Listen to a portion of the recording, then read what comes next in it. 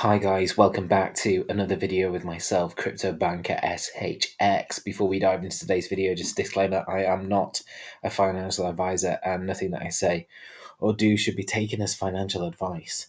Now, do I have some bullish content for you? Please do make sure that you watch this video in the entirety as there are some mind-blowing points and connections that I'll make. Also, if you are enjoying the content of the channel, please do like, share this video. Please subscribe to the channel if you haven't already. You can also follow me on X, follow me on Twitter, and my X is x.com/cryptobankershx. Now, to kick off, we have this announcement from 2021, which was Stronghold joins Nacha's Payments Innovation Alliance. So it reads, Stronghold, a financial technology infrastructure company, infrastructure being the highlighted word there, announced today it has joined Nacha's Payments Innovation Alliance.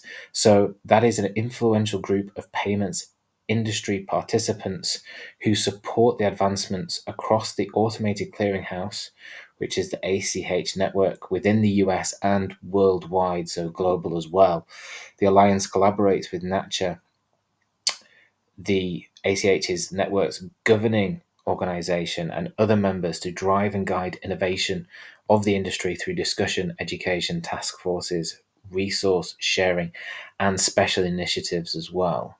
So Stronghold's mission, as we all know, is to provide fast, secure, and accessible financial services for all, which aligns with the Alliance's focus on removing barriers as the industry evolves. Stronghold's virtual payment network system, Stronghold Net, enables interoperability between existing and emerging payment technology.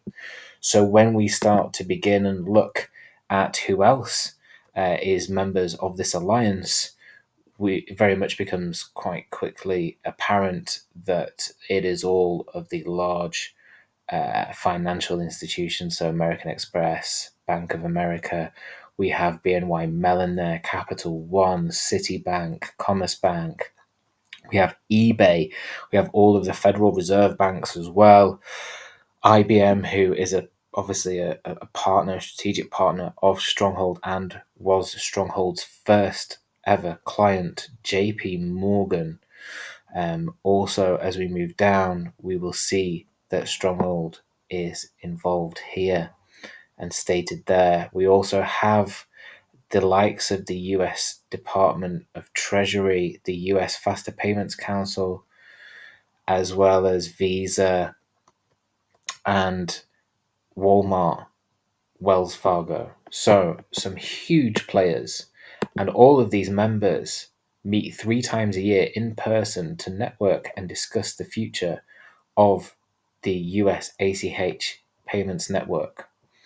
So they are actually meeting in February through to March. Because it is a leap year, this will be over 3 days because we have the 29th of February this year. And this is what the agenda is. And as you'll see, it is sponsored by JP Morgan as well as Southern Financial Exchange. And this is the agenda. This is what we'll be speaking about. You can see that there's some very heavy hitters and industry experts. So we have Claire Green here, for example, who's the payment risk expert for the Federal Reserve Bank of Atlanta. We also have Wells Fargo doing the sponsorship for the welcome drinks. We have them speaking as well. So the vice president of Wells Fargo speaking. We have the global head of pay by bank commercialization from JP Morgan Chase, Kimberly Keeley. It's quite a good name. Moving down, we see, as I say, the discussions that are going to be had, as well as things like the payments profits. So gaze deep into your crystal ball and predict the future of the payments industry. I personally already have, and I can tell you that it's Stronghold SHX, but I'm not a financial advisor, and that is not financial advice. So they're talking about the rise of artificial intelligence. They're talking about CBDC adoption, new payment rails. The world to be is boundless. And so, yeah, this goes on for 3 days. And again, just touching on artificial intelligence in action. And really, as I say, it's the industry leaders all meeting with the likes of the Federal Reserve as well. These people are all very, very influential, and they are deciding the future at these events in person. And so, yeah, they meet again in June and again in October. Whether or not that has any relevance or significance to Stronghold, I'm not too sure. But the fact that they are involved and meeting with these people in person and sat and do have a voice on that board is very, very, very bullish in my own personal opinion. We also have something called a Finis. So a Finis is the Nacha's API support industry innovation. So it's a group that is focused on APIs which have been used in the payments ecosystem for years to automate tasks, reduce friction, improve communication flows. But many organizations use unique, incompatible, customized APIs with varied formats and names for common terms and processes.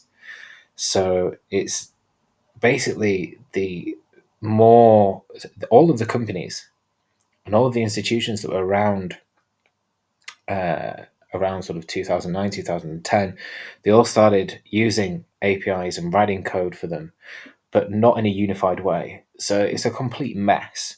I know that from my own career in advising the boards of these companies when it comes to innovation and growth in technology, as well as regulations. And yeah, they have just systems that don't speak to each other, legacy systems. It's quite embarrassing, really. So the Nacha have formed this Affinis group, which, if we go down and have a look and see who's involved, you'll see Wells Fargo, you'll see Commerzbank, Bank of America, Oracle, as well as all these businesses, which include Amazon as well, and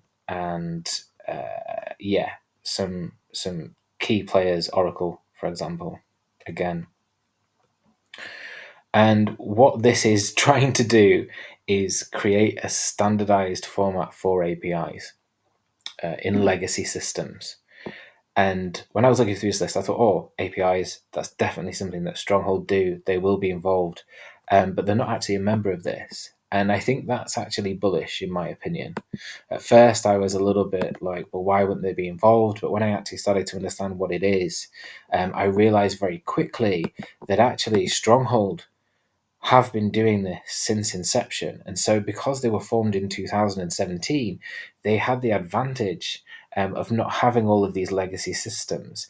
And they could really, the technology was there and more established for them to almost leapfrog the existing institutions who have been doing this for years and, again, just making a bit of a mess of it.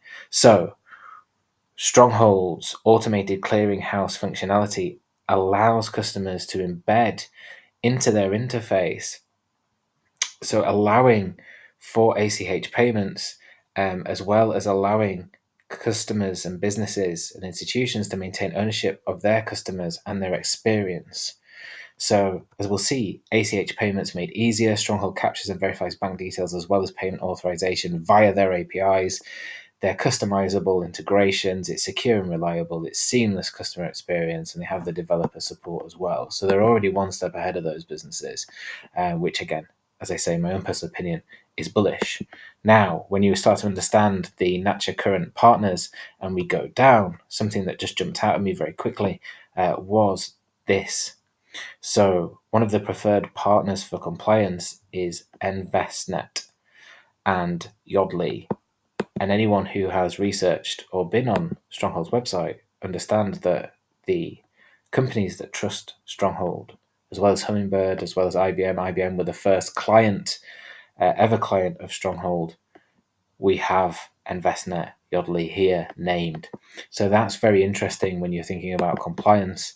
And just to continue with that theme, Stronghold affirms United States payment compliance by completing Nacha ACH audit. This was the audit that they completed back in 2022, But again, looking at the wording of this, as a leading financial infrastructure company that provides fast, secure, and accessible financial services through a simple API, Stronghold's successful completion of the 2022 Nacha ACH audit demonstrates to its customers and partners that Stronghold has substantial risk and compliance program, stability, and strong ACH core principles, which, when you think of all of these different crypto projects, all of the different cryptocurrencies, how many can actually say that they are leaders within compliance, especially within the US, when you have the likes of the SEC and not really a clear regulatory framework when it comes to crypto? For them to be recognized and to have a voice within this is very, very bullish indeed, just my own personal opinion. But then when we think about the investors of Stronghold, we start to think about Bancorp, and Bancorp actually joined Nacha as a direct financial institution member back in 2010, which then started to really pique my interest and look a little bit further. And I looked back on Stronghold's journey and their story. And you can view this on the website. I will include all the links in the description of the video for the community to deep dive, and I'm sure they'll want to look at themselves and find other gems of information. But if I just read this, we fast forward to 2017, and Tammy Camp wanted to continue the work she and Bennett had started by launching a payments infrastructure company. So their virtual payment network technology would connect the old transactions settlement rails to the blockchain future. Their goal was to reach market participants that the merchant acquirer model, underlining most payment startups, failed to serve. So together, after proving their concept, they drew a formidable board of directors. And Frank Mastrangelo, sorry Frank if you're listening and I've said that wrong, is the co-founder of the Bancorp Bank, exemplifies how Stronghold flipped the usual startup script. So at first he served as an advisor, helping them to establish depository institutional partnerships. Then, as the significance of their work grew clearer, he became an investor. So if we look at this Stronghold key strategic investors, which we have many times, very quickly we have Betsy Cohen here, who is the founder and former CEO. We have Frank here, who's the co-founder. We also have Greg Cohen, who I imagine is related to Betsy, who's the former president. Daniel Cohen. Sorry, there's two of them. Daniel Cohen, who's the president of the board at the Bancorp Bank. And so what I started to do was I started to think, well, if they're strategically invested in Stronghold and Frank's been there from day one as an investor, then who own the Bancorp Bank? And so this is when I started to delve into the Bancorp Bank website. And I found this, which is an amended statement of ownership. So it's an SC13GA. So what does that mean?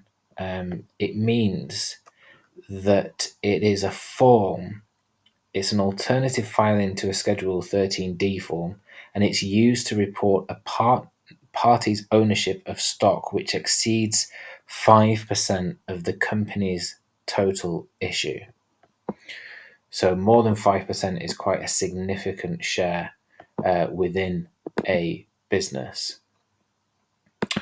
And so when we then open this document, it becomes very clear quite quickly that the people who own more than 5% in the Bancorp Inc., which is the Bancorp Bank, is BlackRock. And so I will, again, as I say, I'll share the link to this. But this was very, very interesting that BlackRock are heavily involved in Bancorp. And then that sent me down the rabbit hole of, well, what else are they doing?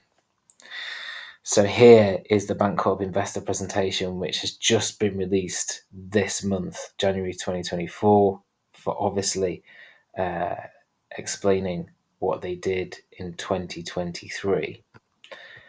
And as we go down, we'll see that their business model has fintech solutions right at the beginning. So you have institutional banking, commercial lending, real estate, which is obviously part of their lending, but the payments is market leading within fintech solutions. So as we then move down further, we see the fintech leadership that they have. So they have a fintech ecosystem enabling fintech companies by providing industry leading card issuing, payments facilitation, and regulatory expertise to a diverse portfolio of clients.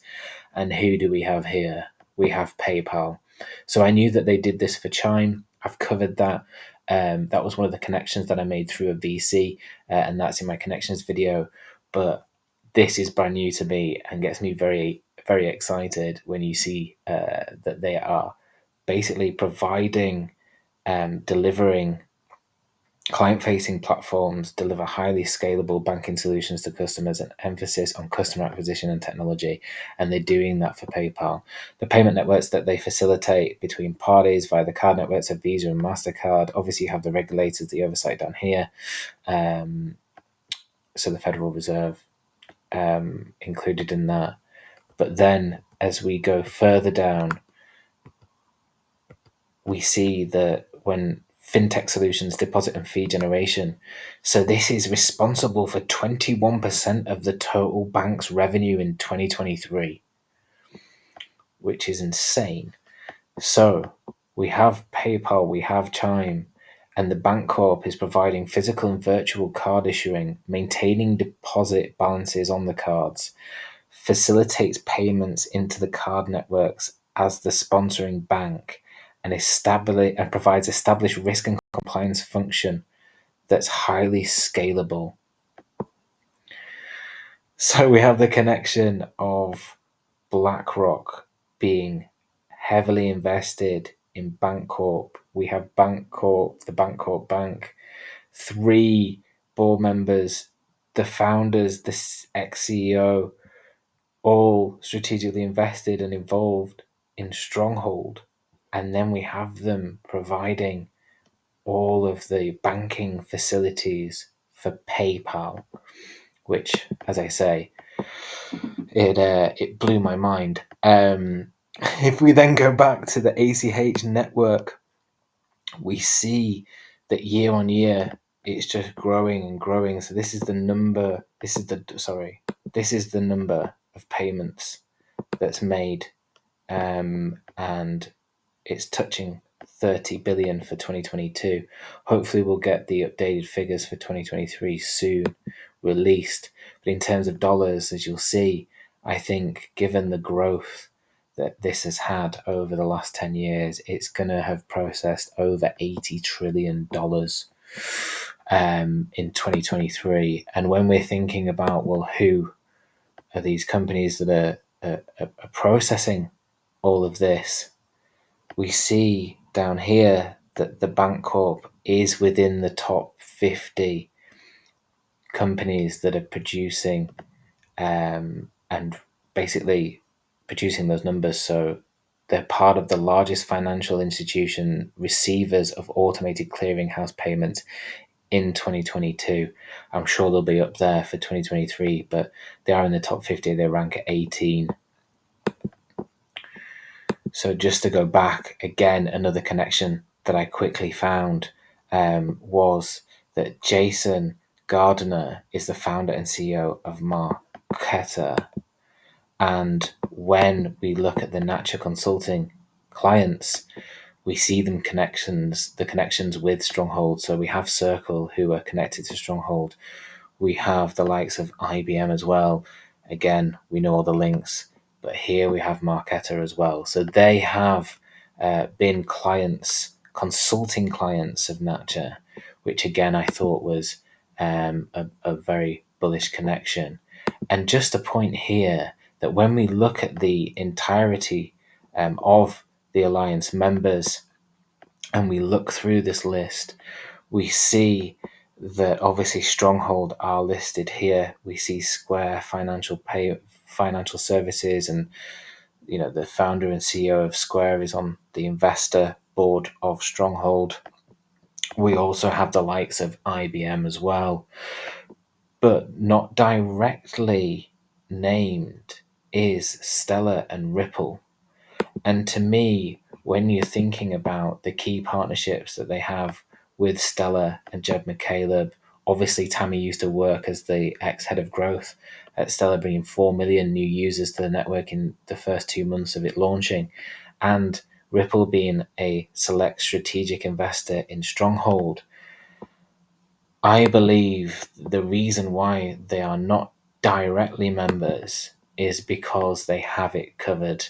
Because when we think about Stronghold Net and we just process all of that information that I shared, it covers Stellar, it covers the XRP ledger, it covers the US ACH network, which processes, like I said, upwards of $80 trillion a year, and the ISO 222.